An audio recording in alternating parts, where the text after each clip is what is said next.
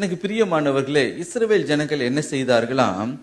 அவர்கள் தங்களை திருப்தியாக்குகிற தேவனை அவர்கள் புறக்கணித்து சிற்றின்பங்கள் பின்பதாக அவர்கள் சென்றார்கள். மதுபானம் என்று சென்று அதை எங்களை திருப்தியாக்கும் என்று அவைகளுக்கு பின்பதாக அவர்கள் சென்றார்கள். ஒரு வெறுத்து போன ஒரு நிலைமையில் அவர்கள் தள்ளப்பட்டார்கள் என்று நாம் பார்க்கிறோம்.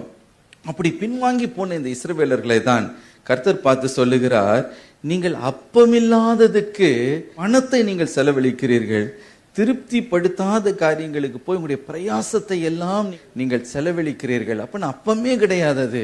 அப்பம் எதை குறிக்கிறது என்றால், நம்முடைய ஆவிக்குரிய போஜனத்தை, திருப்தியை கொடுக்கக்கூடியதுதான் இந்த அப்பம்.